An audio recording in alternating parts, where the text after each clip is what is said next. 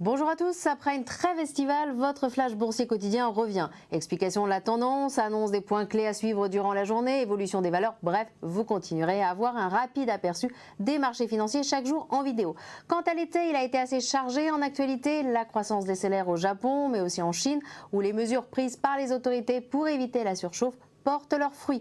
Aux États-Unis, le marché de l'emploi ne redémarre pas, l'immobilier continue d'inquiéter. On l'a encore vu hier avec les ventes de logements anciens qui ont chuté de 27% en juillet, soit une dégradation beaucoup plus importante que prévu.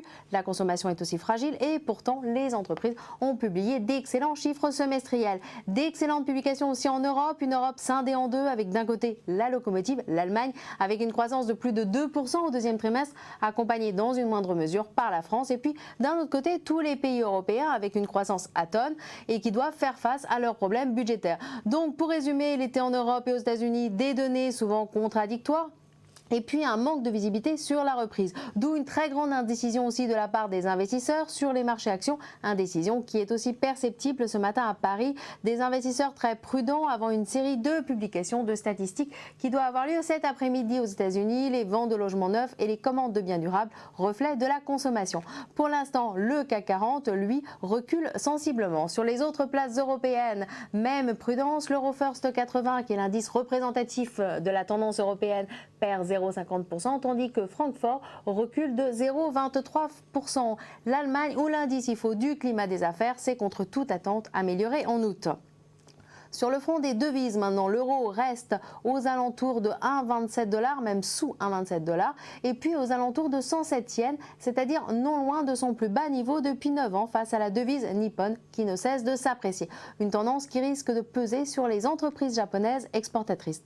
Et puis juste un petit mot sur le pétrole qui subit lui aussi les inquiétudes relatives à la solidité de la croissance. Le baril de brut est retombé autour de 72-73$. Enfin, du côté des valeurs, à suivre notamment aujourd'hui Edenred, l'ex-branche services prépayés d'Accor, Edenred dont le résultat courant avant impôt a progressé de 2,9% au premier semestre. Le groupe reste aussi prudent sur ses activités jusqu'à la fin de l'année, notamment en raison de la hausse du chômage en Europe qui a une incidence directe sur ses métiers. Et ce matin, le marché est aussi animé par la spéculation, avec certaines publications de résultats à venir, avec Lagardère qui doit publier ses comptes demain. Après les bons chiffres de RTL et les signes de redémarrage dans le secteur de la publicité, les investisseurs sont assez confiants. D'ailleurs, Exane BNP Paribas est passé à surperformance sur le titre qui gagne plus de 3,90%. Et puis une confiance affichée aussi pour L'Oréal qui doit communiquer ses données financières ce soir après bourse. Voilà, c'en est fini pour ce journal. À très bientôt.